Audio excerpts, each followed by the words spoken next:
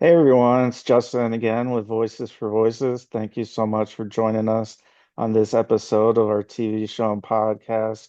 Whether you're watching, whether you're listening, whether you're here in the United States, or you are in one of the 90 countries, 900 cities across the world, we're grateful to have you with us. And we have another impactful show for you, whether you're watching or listening. And again, if you can give us a big thumbs up, like, follow, subscribe, share, all those things are free, and those help us get closer and closer to reaching our overarching goal of helping 3 billion people over the course of my lifetime and beyond. So I'd like to introduce our guest today. She's making uh, uh, one of many appearances that she's made in the past a few weeks. You may recognize her from potentially a court TV with Venue Politan and others. And we're going to be talking about some obviously sensitive topics and subjects. So if you have any small children around, it would be a good time to maybe have them not be around watching it and listening. So I want to introduce Tya Adams to our viewers and our listeners. Thank you for being with us. Thank you. Sorry, my voice is a little scratchy today. The weather's been a little shifty, so I have a touch of laryngitis. But it's nice to be here. I love the purple shirt. I didn't even plan it this morning. I was debating on because sometimes I'll just wear black for the Love branding, it. and yeah, it ended up working out pretty good, Yeah, I guess. yeah. Thank you. Uh, It's nice to meet you. Thank you. I'll just give a little bit of a little background to our viewers and listeners, and then we'll jump right in and feel free to again share as much or as little as you want on the particular topics. We're not looking at any gotcha questions or anything like that. It's just who you are, experiences that you've been through, and may be Well, something that somebody else unfortunately may be going through. So this uh, actually I'm a there's little bit, strength in numbers. there absolutely is, Yes. and The more it, voices that come together, the better chance we have at true healing and making real change. uh, So I uh, appreciate the opportunity to get it out there even further and put the call out that if there's anybody else, we're doing something similar with our YouTube channel. oh, We're hearing the stories of other survivors and victims here. I don't know how familiar you are with the cases, but um, I've been exposing the corruption in my county, Letcher County, Kentucky, and speaking out against the judges and lawyers in the jail there. And the grooming and sexual abuse that I endured at that court system's hands by those leaders. Um, so we are trying to make a difference because there's a lot of people who have been affected by this, and the whole thing with the it's prison for profit, drugs for profit, sex for profit, all to profit them, you know. So at the hands of our lives, at the sacrifices of our lives, they take everything from us right, in you order to keep themselves on their pedestals. So, yeah, we're here to start to dismantle that and, sow seeds of new ideas, new ways of doing things, and hopefully build a better, stronger community.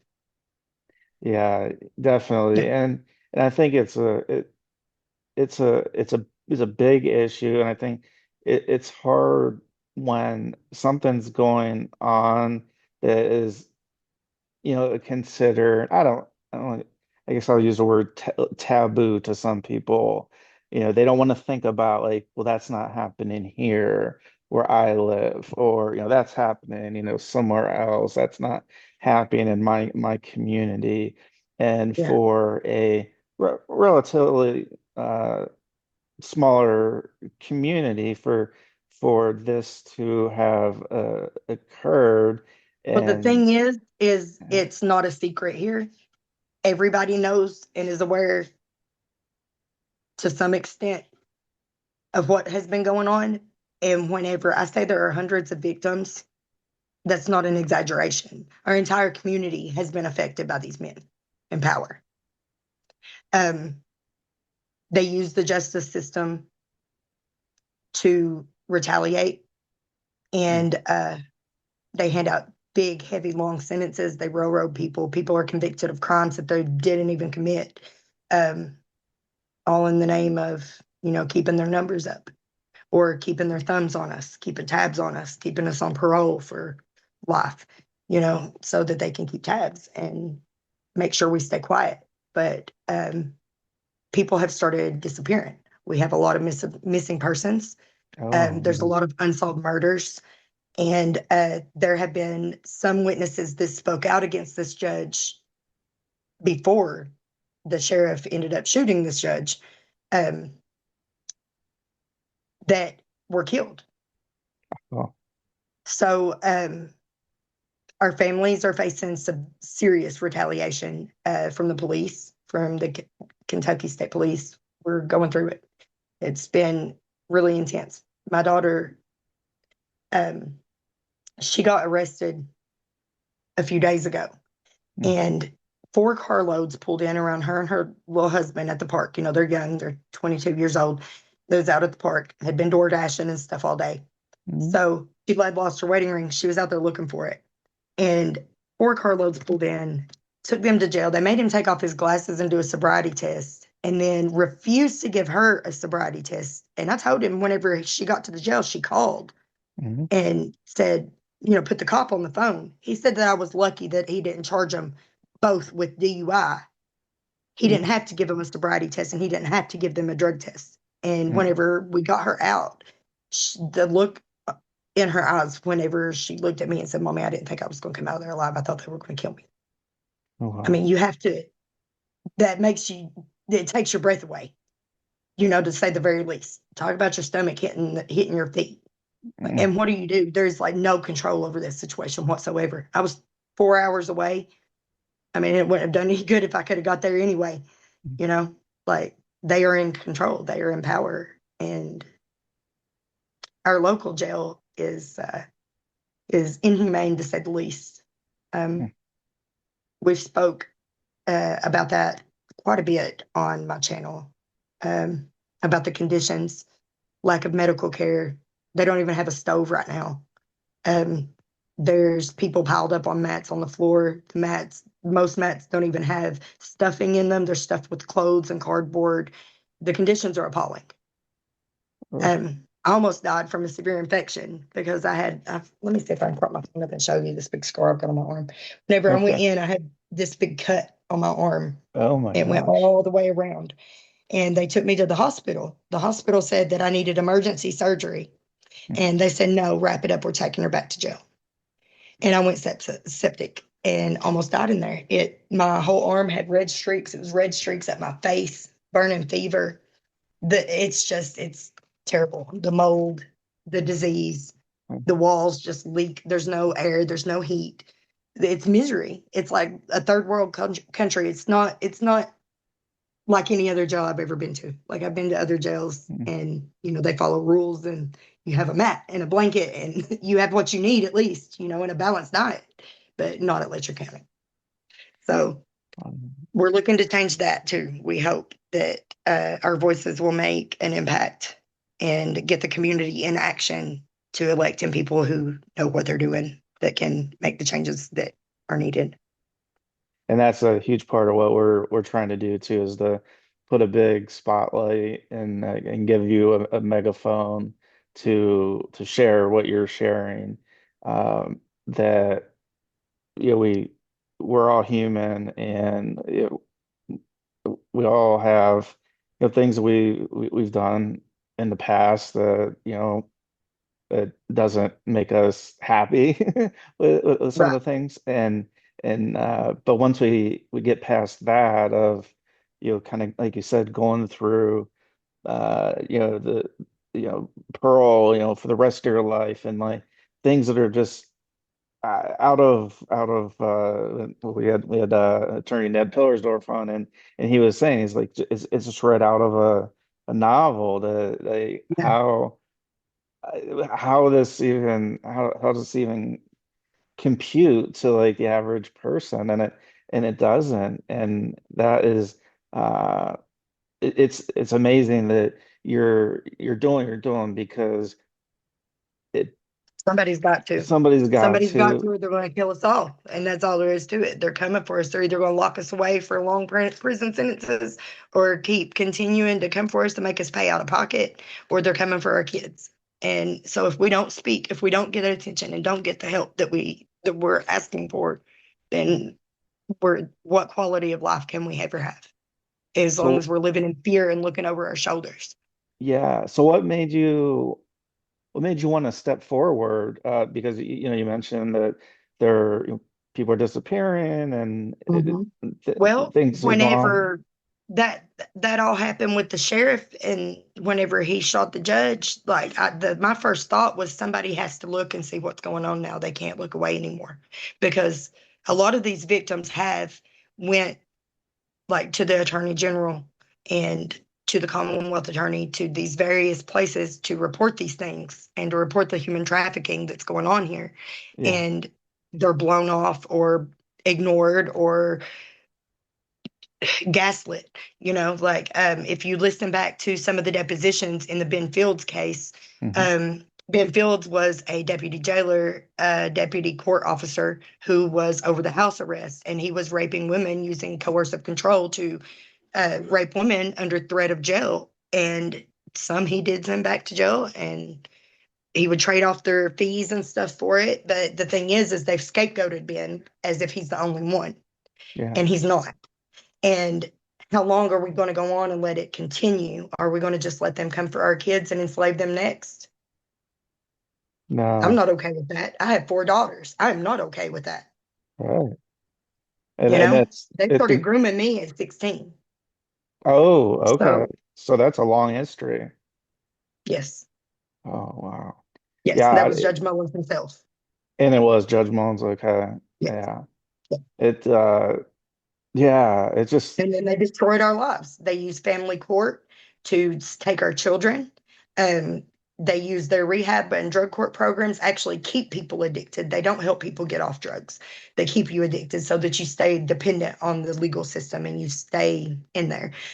Most of the criminal cases right now in this region are women with drug charges. And you got to ask, why is there such a disproportion there?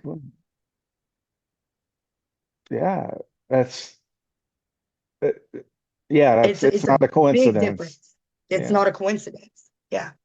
And then whenever you factor in that judges using coercive control for you can either go to jail or do this favor for me and get rehab.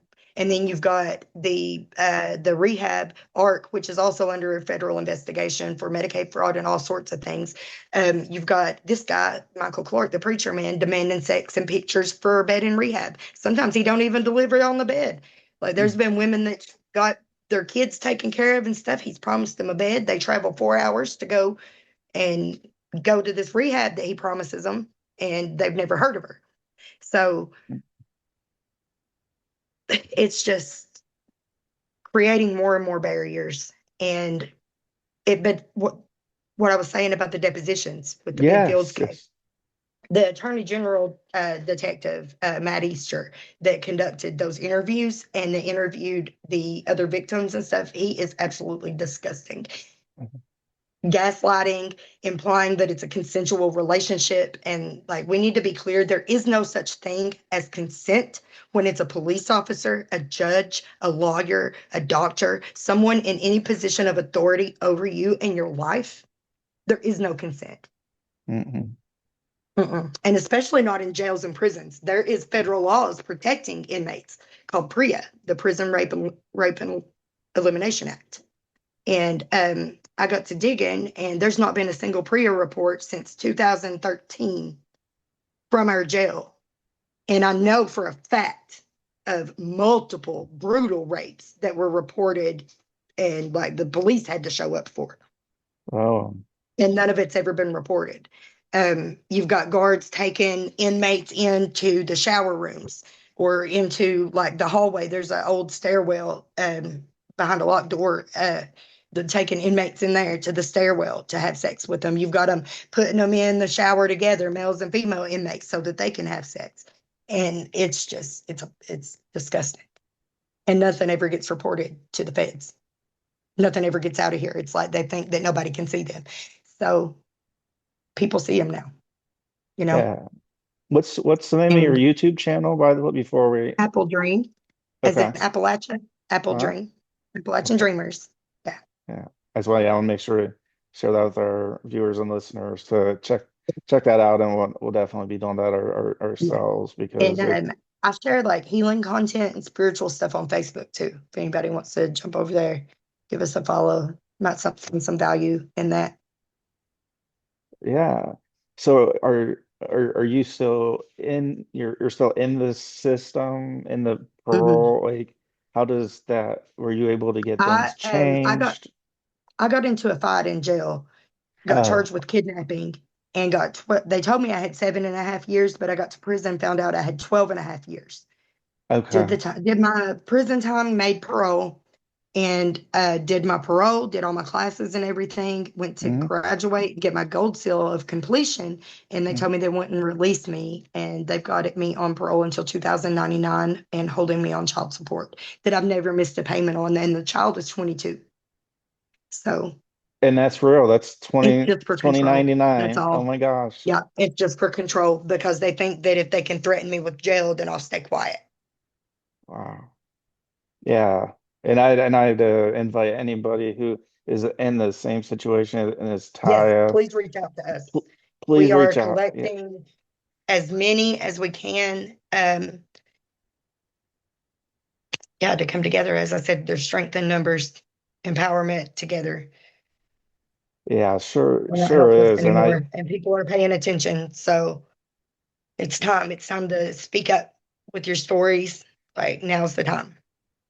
Yeah. yeah, and we're doing a lot. We've done a lot recently with human trafficking, Mm. child labor, and it's just we're finding the same problem where people don't they want to turn away, they want to pretend like it's not Mhm. happening, and when it's brought up and it's to your point, a lot of times it's leaders, people in authority positions, and people are like, no, no, it can't be them. Like, no, they're they're And they use my CPS judge, they're to my remove their coach. children and give them to our abusers in Yeah, many instances. Like CPS is one of the greatest human trafficking networks in the country.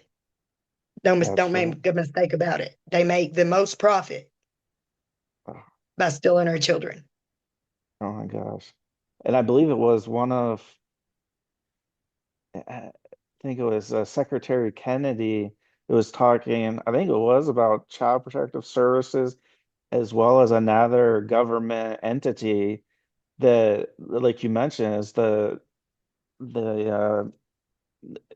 it's like the ringleaders of the trafficking that just over the years Yeah, that's just business as usual to them. But it's as there's usual. actual Yeah, victims, you know? right. That's our point is that we are real people. We have lives. We have children. We just want to move on with our lives. We want to Yeah, be free of this place so that we can move on with our lives. yeah.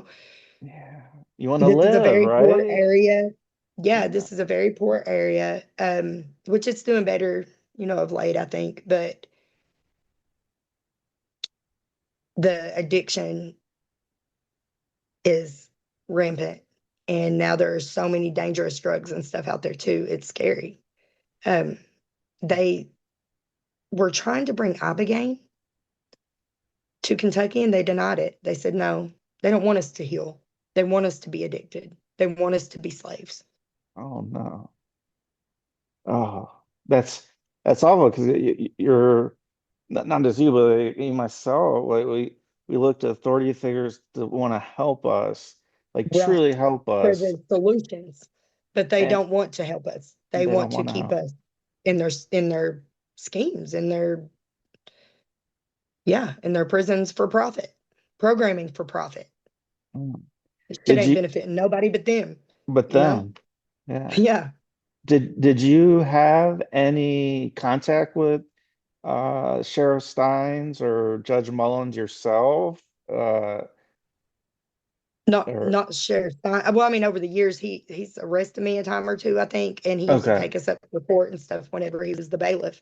Um, I know him, but Kevin Mullins, I have a long history with. As I said, that started whenever I was That's 16, 16. That's and okay. yeah, and he quickly showed me where my value lied with him. I went to learn to take a deposition and ended up giving him a blowjob, Oh my. and he groomed me from then and taught me that that's where my worth was, and started pimping me out to his friends and taking me, places and paying people to have sex with me, things like that. Um, and that continued until I was about 20 when my mom died. Mm, And then I went to rehab and jail, and then I got, straightened up for a while.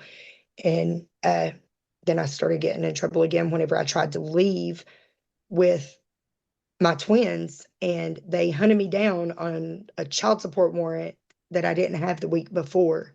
I was trying to leave a bad home where I was being raped by my father-in-law. mm, And I had been, I went 3 hours away, had been there about 30 minutes, and they pulled in behind us at a gas station and took me to jail for a child support warrant. And that's the child support warrant that I am dealing with today, still yet on the same child who is 22 years old and has never received a dime of that child support money. mm. Whose child is it supporting? Because it's not mine. It's taking money Right. from my children. Yeah. But it was during that stint whenever they brought me back to Letcher County, Yeah. and I got in the other trouble and had that fight while I was in jail. Okay. And that's what got me to 12 and a half years. And it destroyed my life, Yeah. destroyed my life. And you were saying also, maybe in a previous interview, like you said that there would be, I don't know, if like I don't know, like hotel parties or Yeah, sex parties at parties. houses that Yeah, would some be places occurring. there's like sex dens. It looks like something out of 50 Shades of Grey, mirrored ceilings and a Mm, bidet in the middle of the room, uh, whips and chains and handcuffs and such. And then there would be other places that was just like normal, homes or a cabin or a room somewhere. And as I said, there's hundreds of victims over the years. This spans back to even the generation before the judge.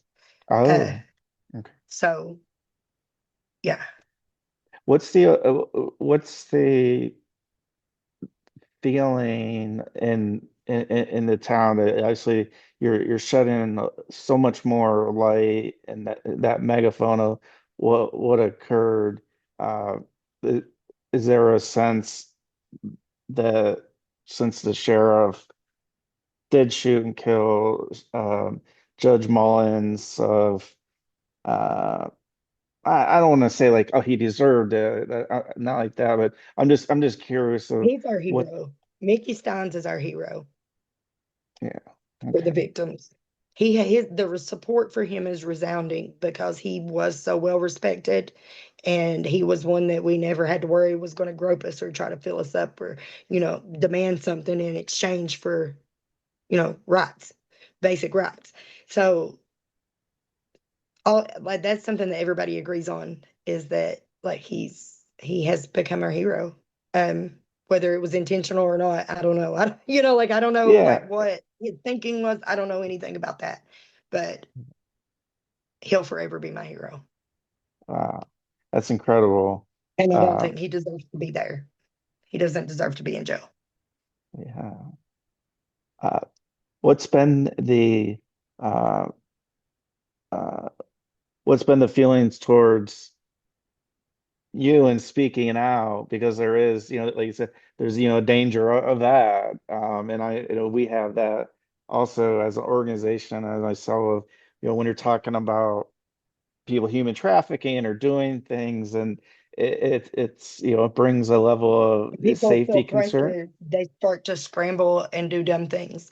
And yeah, they've definitely tried a few things. I've received some threats. Like I said, my daughter was arrested. Another lady that spoke out, she was scooped up and arrested on a bunch of false charges, but Oh my, we were able to get them all dismissed, oh, and prove that, none of it was true or that none of it was hers, Um, but then we've had the KSP like knocking on doors too, and at trying to get people to come out and speak to them without a lawyer or a parent or anybody present, an advocate of any kind present.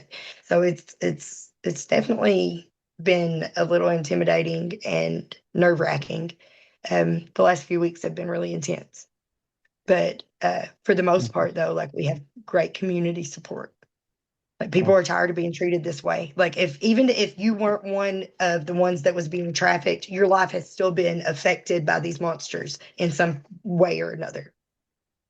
yeah, Like it touches everybody. The addiction here touches everybody, even yeah. the ones who aren't addicted, you know? Um, and the same goes for the court system. CPS, it doesn't discriminate. Who's being besides yourself, who are there any people in authority now that you can turn to and trust, or is it still kind of it's I not don't trust many people around here. I still have to go in and report to my parole officer every month. Like I trust him to like a certain extent because like I okay, know that he's not going to be unfair with me. Um, like he'll give me what I give him. So, as long as right, I'm doing my end, then he's not going to like retaliate. I know that.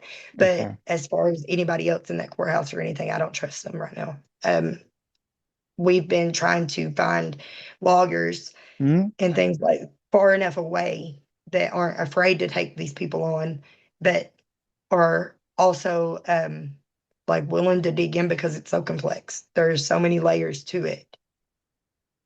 Right. And we found that too with we've had some legal things going on ourselves with traffickers, and to find an attorney who doesn't have that conflict of interest, that doesn't know of that person or those people is so hard. So I know exactly what you're talking about. That somebody to Yeah, find somebody far enough away that yeah.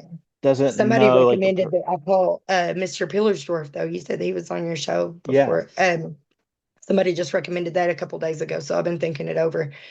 Um, we'll Yeah, see. he seemed uh just yeah, he was just down to earth, and he's just like I'm Yeah, representing my clients, and I have their best interests in mind, and he just came across that I mean he wasn't playing any games. He wasn't trying to play to one side or the other, just saying, hey, here's what I do, here's the types of individuals that I represent, and so that's why I wanted to mention that, at least, as I was reaching yeah. out to you, that whether that turns out to be helpful or not, just the fact that it's somebody that's on the side. And he's already a little familiar with it as well, where he was already covering, Yeah, Sabrina he's in Floyd and her. County, I think. Yeah, It okay, yeah, I he's in think so. I Floyd think County. so. I think so. Yeah. Yeah, yeah, I thought he was in That's a Floyd little then. bit, that's about an hour or so away from me, maybe a little bit longer. So, but Okay. still, like I say, it's going to have to be somebody not in the immediate area. It can't be anybody here. Yeah. And that's so yeah, it's just so crazy that we have that in common, and we're not in the same area of situations where and I never thought that would be the case. You think like with attorneys, right, that they have ethics and all kinds of things that they No, but to not find here. out, it's like, oh my gosh, I have to be on the phone for hours and hours and hours to find someone. And then we just Yeah. found out that the attorney we have for one of our cases is actually tied in with the other side.